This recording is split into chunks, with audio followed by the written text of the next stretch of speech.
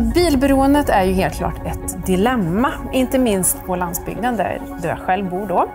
Och Uppsala har ju en stor andel av befolkningen just på landsbygden.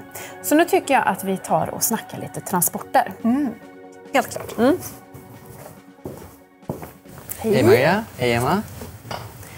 Nu ska vi prata transporter och med oss har vi Mattias Goldman som är hållbarhetschef på Sweco. Nu undrar jag såklart, har du någon fantastisk universallösning för oss landsbygdsbor som kanske inte riktigt vill vara så bilberoende som vi är nu? Hur ska man kunna vara bilfri och lantis i Uppsala? Och hur kommer stadens bilanvändande se ut? Många frågor. Och tyvärr många svar, därför att något av det vanligaste som händer mig är att någon stoppar mig vid ett rödljus eller något sånt och frågar vad ska jag välja, vilken bil eller vilket färdslag. Och så blir man besviken när jag svarar det beror på. Därför att man vill ha en universallösning, men det beror faktiskt på, och du är inne på något väldigt viktigt där, att här i Uppsala kanske man tänker att det här är en storstad, alla bor centralt. Nej, så ser varken Uppsala eller Sverige ut. Vi är ett glesbefolkat, avlångt land. Och det duger inte att ha en lösning som bara funkar för innerstaden till exempel. Då får man snarast en backlash, en revolt och folk känner sig utanför.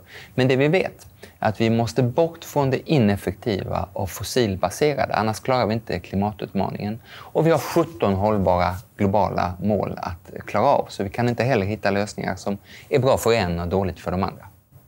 Men du Mattias, jag bor i Huddinge kommun, nu outar jag den. Och där håller det på att planeras ett gigantiskt motorvägsbygge rakt igenom ett naturreservat. Med argumenten då att man ska bygga bort köer och olyckor och framförallt för att vi kommer behöva den här vägen för att det kommer att bli så många fler bilar. Kommer det verkligen det, eller är inte det här ett lite omodernt sätt att se på framtiden? Jag tror att du fångar in just det att ganska ofta så när vi planerar framtiden så gör vi det med hjälp av backspegeln. Man tittar hur har det varit hittills och så drar man ut en trend. Och då har man sett att allt sedan 50-talet så har bilismen ökat och så tänker man att så fortsätter det nog. Men jag tror att vi dels är på väg mot ett trendbrott. Vi har lärt oss otroligt mycket av den här i grunden tragiska pandemin som vi snart lämnar bakom oss. Om hur många resor som egentligen var onödiga. Det gick lika bra att bara koppla upp sig, att vara med på ett webbinarium istället för ett seminarium. Att ha kundmötet hemma i soffan istället för att vara på kontoret. Så vi får ett trendskifte i sig och vi behöver ett trendskifte. Vi klarar inte klimat- och hållbarhetsutmaningarna om vi ska fortsätta att ha allt mer bilåkande. Dessutom är det djupaste ingreppet i ett typiskt hushålls plånböcker. Bilen är det dyraste. Huset kan fördyrare men det brukar stiga i värde. Bilen bara sjunker i värde. Och jag vill inte gå in exakt på Huddinges motorväg. Men jag tror att storskalig motorväg det är någonting som vi snart k-märker när det gäller planering. Det låter bra. Ett annat dilemma är ju att vi svenskar är väldigt bekväma. Hälften av alla bilresor är under 5 kilometer. Och i tätort så ser det ännu värre ut. Där det är 80% mellan 3 och 4 kilometer som tar en kvart ungefär att cykla. Eller i alla fall för mig. Jag är ingen snabbcyklist av något slag, men ungefär en kvart. Vad tror du krävs för att vi ska kunna plocka bort de här lite mer onödiga bilresorna? Jag tänker att när vi nu sitter här bland vänner så kan jag också outa lite grann. Och det är att vi har ju försökt länge från miljöhåll att testa att skulda och skamma. Och säga skäms på dig du som är så bekväm. Upp med dig på cykeln, stå i busskuren om det ens finns någon i ösregnet och hoppas på att bussen så småningom kommer. Och det där har inte funkat något vidare bra. Det har funkat på oss som kanske ändå var där i gränslandet. Men för de allra flesta så är vi, som du var inne på, bekväma. Min bok som jag ganska nyligen kom med som heter Klimatsynda utgår från de 7 dödssynderna som är hur vi människor beter oss. Och en av dem är lättjan. Att vi egentligen är ganska bekväma av oss. Och då måste vi appellera till det. Jag tycker bilpoolerna gör det på ett väldigt bra sätt. De säger att om du istället för att ha en egen bil är med i en bilpool, då slipper du ta ansvar för att skatta, besiktiga, försäkra, tanka, tvätta, serva, byta till vinterdäck, byta tillbaka till sommardäck, långtidsparkera när du inte använder den. Kort sagt, du får lättare ihop ditt livspussel om du delar resurser med andra och klimatnyttan får vi på köpet. Och så tror jag vi måste tänka också med bilanvändningen. Se till att det hållbara blir det lätta. Men sen en signal om ni nu lyssnar, statsmakterna, är ju också att det är helt sjukt tycker jag. Att den som sätter sig i bilen till och från jobbet får 18 kronor 50 öre milen i milersättning. Den som du och jag tar cykeln får 0. Så kan vi inte ha det. Då nästan tvingar man ner folk i förarsätet. Men vi åker ju inte bara bil, vi flyger ju också, och ganska onödiga sträckor. Den vanligaste flygsträckan i Sverige är Stockholm-Göteborg. Det är 0 tidsvinst och utsläppen är många tusen gånger högre med flyget såklart. Och dessutom då så Uppsalaborna, liksom de allra flesta svenskar, flyger gärna till solen med långa flygresor som släpper ut mycket. Hur ska vi komma till rätta med den här flygnormen som finns? Jag tror att de hänger ihop. Det ena är ju arbetsresorna. Stockholm-Göteborg eller tvärtom är tydligt en arbetsresa för det mesta. Och då hoppas och tror jag att vi har lärt oss någonting av denna tragiska pandemi. Att ofta så ska man inte ens byta från flyget till tåget utan byta från flyget till framför datorn helt enkelt. Och när man väl ändå ska resa, då är det ju mycket effektivare. Det är en bra arbetsplats på tåget och det är en usel arbetsplats på flyget. Så då tror jag vi ska ta det på det hållet. Men det vi har märkt ofta när vi har djupintervjuat folk som tar flyget, så vet de att det finns ingen tidsvinst. De vet att det är en sämre arbetsplats. Men de säger mellan skål och vägg eller mellan 4 ögon att jag langar ju fram mitt bonuskort. Och har jag gjort det där ett antal gånger så har den här resan till solen med familjen betald. Och det där är ju nästan till ett lagbrott redan, men jag tror att vi behöver liksom lyfta fram att så där får det inte gå till.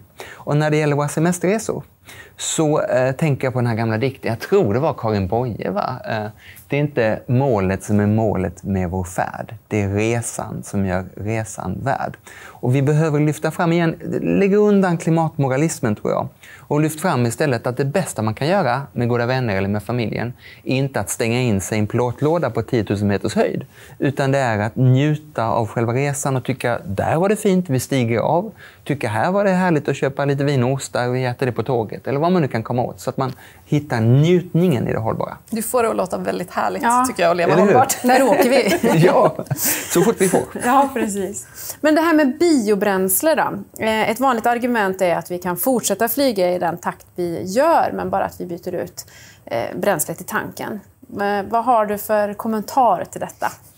För det första är ju biobränslen spännande i den bemärkelsen att jag tror att vi alla ska bort från avgasfri bilism. Men väldigt många av dem som tittar på det här har inte råd att gå och köpa en ny elbil. Om man då har en befintlig bil som nu går på fossil bensin eller diesel, så kan den i princip imorgon gå på förnybar bensin eller diesel. Och det skulle ju vara ett jättestort steg åt rätt riktning som gör att vi kan komma igång lite snabbare. Så biobränslena har absolut en sån roll. De har en sån roll i flyget också. Men dels kan man inte liksom inteckna framtiden genom att säga jag flyger nu för så småningom går det på biobränsle. Och dels så har alla flyg, vare sig det är fossila eller förnybara bränslen, har en höghöjdseffekt när de kommer upp på höjd. Det säger sig själva. Och den effekten är lika stor i princip när man använder biobränslen. Så man har hur bra biobränslet i sig än är så har man en kvarvarande klimatpåverkan. Men jag vill ändå akta mig för att vara för moralistisk om flygandet. Dels därför att moral tror jag står fel. Och dels därför att jag gillar att vi får in kulturella uttryck från olika håll. Jag tror att det är bra att vi möts över kulturgränser och ser hur man har det i helt andra delar av världen. Jag tror att vi liksom appellerar till helt fel krafter om vi säger att vi i Sverige ska bara vara vi i Sverige. Flygtransporter är all ära för oss som åker personer, men vi har ju också en hel del varor som slussas fram och tillbaka och hit och dit. Vi svenskar konsumerar ju som att det inte fanns någon morgondag. Och till slut blir det rätt dessutom. Ibland så måste man också åka väldigt långt för att hämta sitt paket där man har shoppat kanske på nätet, även om man shoppar hållbart. Vad är dina tankar kring just det här med transport av varor när vi nu ska ställa om?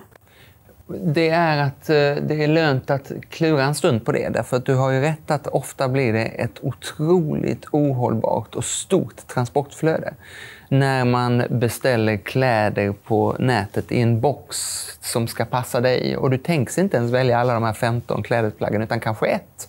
Och de andra skickas tillbaks i bästa fall. Men ofta skickas de på destruktion för det är inte ens lönt att ta om hand. Så att man bör fundera på hur ser den här ekonomiska modellen ut. På vägen hit så såg jag också en sån här annonspelare där det stod om du beställer en utegrill innan klockan 12 så får du den samma dag. Och då fattar ju alla att det där är inte några effektiva flöden utan en lastbil som kör till dig. och sen en helt annan lastbil som kör till mig. Men i grunden är ju e-handel något väldigt positivt, potentiellt i alla fall. Där istället för att jag åker och handlar och sen du i varsin bil, så åker e-handeln ut till mig och sen till dig och sen till dig. Och då sabbar vi ju allt det om vi säger att jag vill ha leverans precis nu, precis vid det här klockslaget, jättesnabbt och jätteexakt. Så att vi får själva som konsumenter tänka efter vad är det vi stöttar där. Jag tänker att vi också, det är lönt att klura ner sig lite i. För att om jag dricker ett chilenskt vin, som jag gärna gör, jag bodde där en gång i tiden, då har det typiskt transporterats hit i bulk på containerfartyg. Dricker man ett österrikiskt vin så har det ofta transporterats på butelj, på lastbil till Sverige. Och då blir klimatpåverkan en helt annan än avståndet. Så det är inte avståndet i sig som är problemet oftast, utan det är hur gick den här transporten till då? Och vågar vi och orkar vi som konsumenter ställa den frågan, ja då knuffar vi åt rätt håll. Tack Mattias för dina tankar. Jag är väldigt sugen på den här tågresan måste jag säga. Vi kör, eller på att säga, men det är det ju inte, utan vi åker. Ja. Tack så mycket. Tack.